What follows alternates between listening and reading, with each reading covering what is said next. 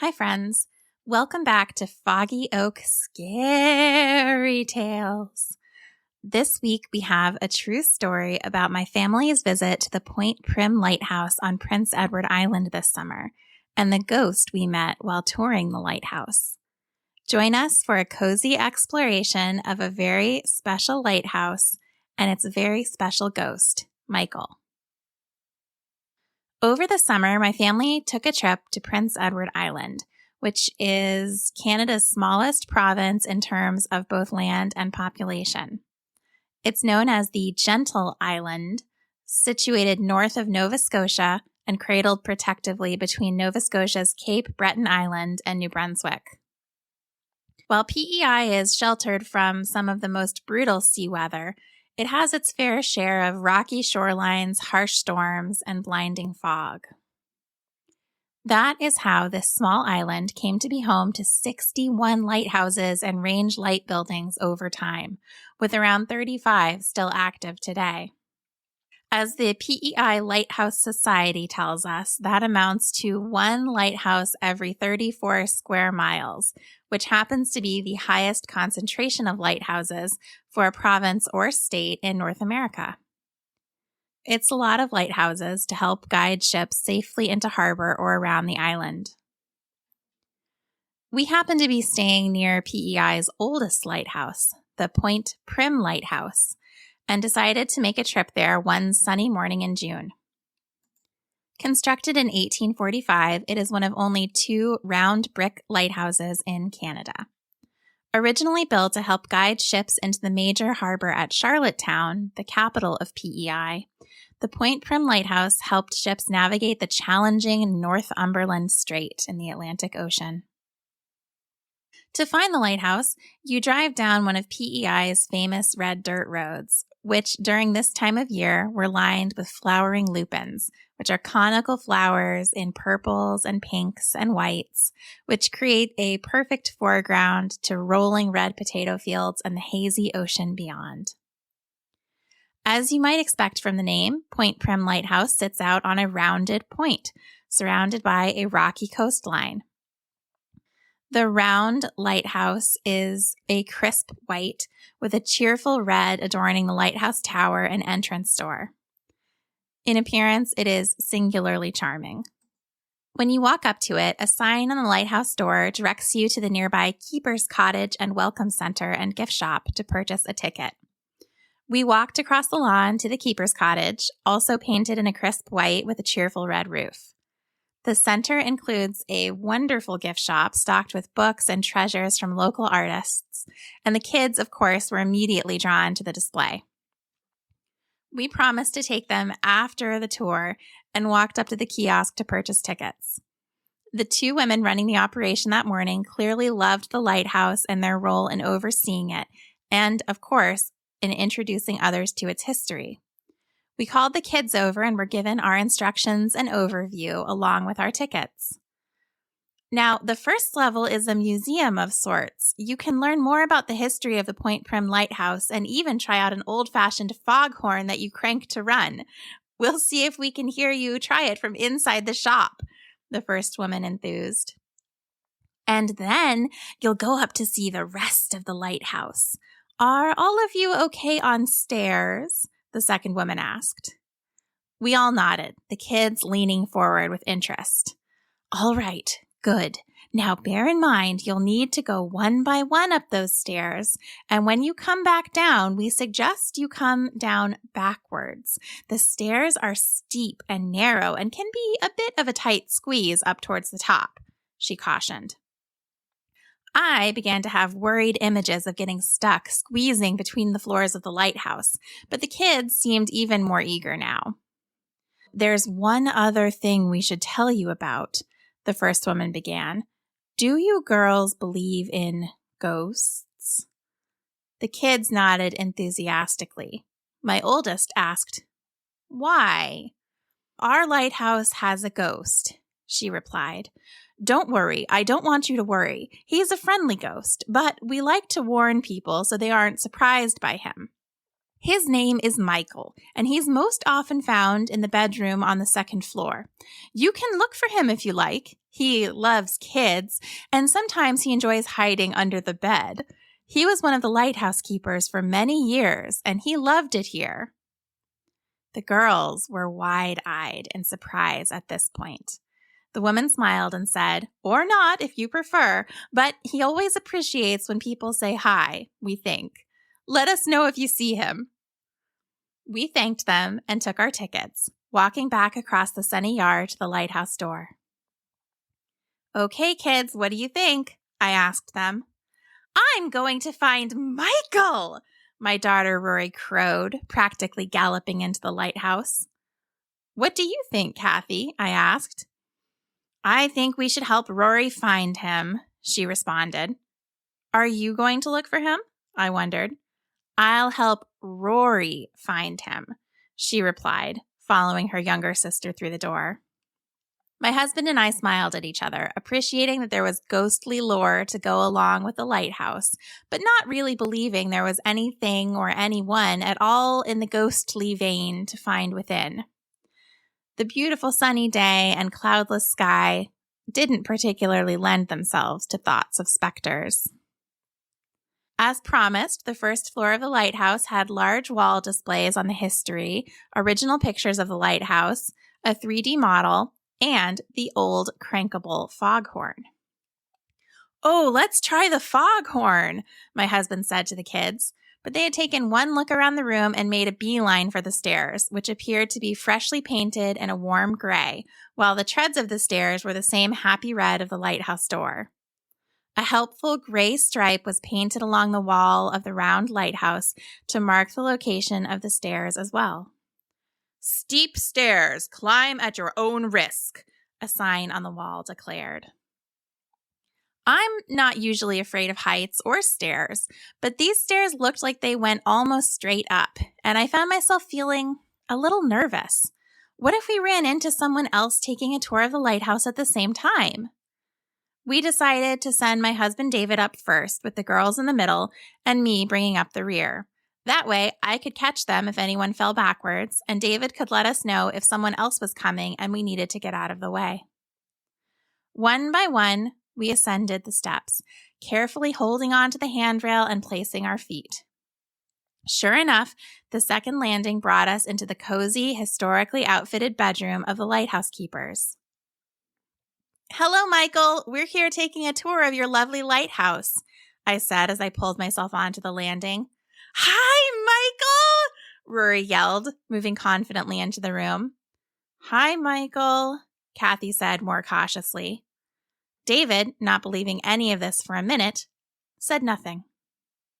I admired the bedroom/primary living quarters of the lighthouse keepers of the past. A cast iron stove with a red and white tea kettle atop it took up the center of the room, while a washstand and table lined one wall. Around the side of a center support post, a small bed was tucked, covered in a plaid blanket. A window set into the wall of the lighthouse let in the morning sun, but one of the first things I noticed when we entered that room was the temperature difference. It was noticeably colder than the ground floor. Goosebumps ran across my forearms as the hair on them stood up. From the chill? From the ghost? "Where's Michael?" Rory demanded, waving her hands over the bed and pulling the bedskirt up to peek underneath. "I don't see anyone," she said in an exasperated tone. "Maybe Michael's feeling shy," I suggested. "It sure feels a lot colder in here to me. Maybe that's Michael's way of saying hello."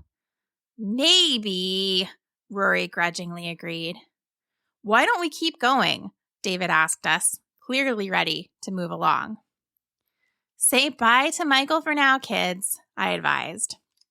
The three of us said goodbye and that we'd be back soon, and followed David, who had already begun making his way up the second layer of steps. These stairs were even narrower and steeper than the first set. Fortunately, no one else seemed to be in the lighthouse at all, so we took our time moving to the next landing. "I think Michael is probably just waiting for us up top," Rory said firmly as we began to climb, "because he definitely wasn't under the bed." This third level had more information about the lighthouse's history lining the walls. The floor was ringed with tables displaying the different generation of lights that had been used as beacons, giving you a great sense for how technology has changed over time and of how hard it used to be to maintain the lights. The original beacons were used for only 4 years, from 1845 to 1849. Basically, these lamps were fueled with seal oil and didn't really cast enough light because the reflected rays coming off of those parabolic reflectors just couldn't cast far enough out to sea to warn ships. 1849 saw a transition to kerosene lamps, and the lighthouse keepers now also had to trim 12 kerosene wicks every day. Several other iterations of lamps were used over the years, and they got less intensive to maintain with the advent of electricity, but it's easy to imagine what a hard job it was to climb all those stairs in all kinds of weather to make sure those lights were shining and bright for the ships that depended on them. After we had looked at the lights, we moved to the next set of stairs, which brought us to an even smaller landing, where we discovered a final set of stairs that twisted partway up, with a sign warning you firmly to watch your head. Good advice, because the hatch that opens into the tower was narrow and has a wide lip, making it easy to conk yourself as you come through the open hatch door. The kids wanted to charge immediately up that final set of steps, steeper and narrower still than their prior brethren. So we carefully made our way up to the top of the lighthouse, emerging through the hatch and into the tower itself. The Point Prim Tower is ringed by expansive windows and has the beacon light in the center. The red hatched floor was complemented by the red metal of the safety cage surrounding the outside of the tower. The view from the top was breathtaking, showing us the minimal land of the point surrounded by the wide expanse of the Atlantic. The tide was low while we were there, so we saw the rocky shoreline and the beds of Irish moss, which is a type of red algae, that grow along the rocky ocean floor near the coastline. We could see fog at a distance, but it was far away and did nothing to obscure our view as we admired the beautiful land and seascape spread out below us. After taking a family picture, Rory walked back towards the hatch. "Well, Michael isn't up here after all, so let's go back down so I can find him," she chirped happily as she gestured to the stairs. David and I took one last appreciative look at the view and then decided that I would go down first, backwards as recommended.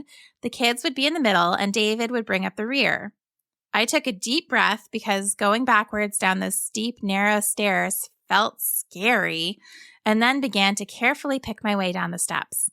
The kids had no interest in revisiting any of the levels besides the lighthouse keeper's quarters, so we went down, down, down until we reached the bedroom again.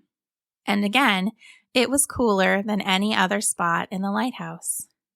"Michael," Rory wheedled, "come say hi."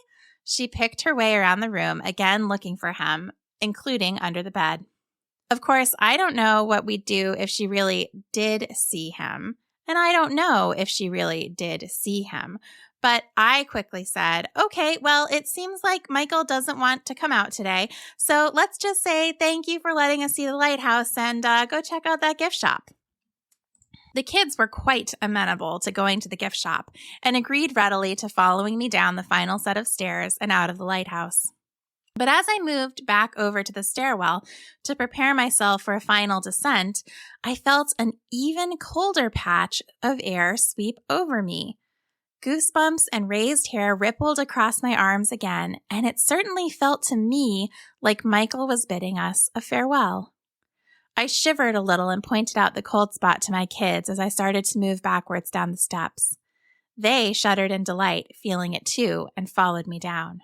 When we all finished our trek down the stairs, the kids spent a bit cranking the foghorn. It was loud once they got it going, and we thought they would certainly be able to hear it in the keeper's cottage. We were so engrossed in trying the horn that we were all surprised when we exited the lighthouse and the sunny day had disappeared. We were shrouded in a dense and swirling sea fog. The cool, moist gray fog had seemingly come out of nowhere, rolling in from the sea in the time it took us to descend from the sunny lighthouse tower to the exit. We had briefly spied the fog at a distance when we were up there, but it was incredible how quickly it had blanketed the point. We made our way back to the keeper's cottage and made some gift shop selections while we told the keepers about our experience. As we left, David and I, with a beautiful painting of the ocean foregrounded by the lupin flowers that we had so admired on our way into the lighthouse, and the kids with crocheted octopi, a mermaid, a starfish pillow covered in sperm whales, all of which were made by local PEI artists, I found myself thinking more about Michael and that fog. Had Michael held off the onset of the fog so that we could enjoy the view from the lighthouse and then let it roll in while the kids tested the foghorn to help us understand why a lighthouse is so important to sea safety? Was it a coincidence? Were the cold spots a function of the lighthouse's architecture, or were they supernatural in origin? Was there ever even a lighthouse keeper named Michael at all? Or was this just a fun story to help entertain kids while they tour the lighthouse? When I wrote this story, I went to the official Point Prim Lighthouse website to learn more about the lighthouse and see what I could find out. And in addition to the incredibly helpful resources for writing this story, I found a list of lighthouse keepers for the entire history of the Point Prim Lighthouse. One name, in particular, stood out. Michael McLeod, keeper of the lighthouse for 24 years, from 1873 to 1897. Michael was indeed real and had dedicated almost a quarter century to caring for the Point Prim Lighthouse, more than 125 years ago, when it was an incredibly grueling and lonely job. I leave it to you to determine whether he still remains as a friendly ghost welcoming visitors to the lighthouse today. I know what I believe based on what we experienced. What do you think? If you and your grown-up want, I highly recommend the Point Prim Lighthouse website to learn more. It's an excellent site and includes a 3D tour of the lighthouse, so you can get a visual on the point and the lighthouse exterior, as well as every level inside the lighthouse itself. If you want to see it, you can go to pointprimlighthouse.com. And if you're ever visiting PEI near Belfast, it is a truly magical place to visit. Do say hello to Michael for me if you go. I hope you're enjoying our Foggy Oak Scary Tales, featuring music by Lee Knight, who composed and performed the music for these stories. Thank you so much, Lee, and happy spooky season to all of you.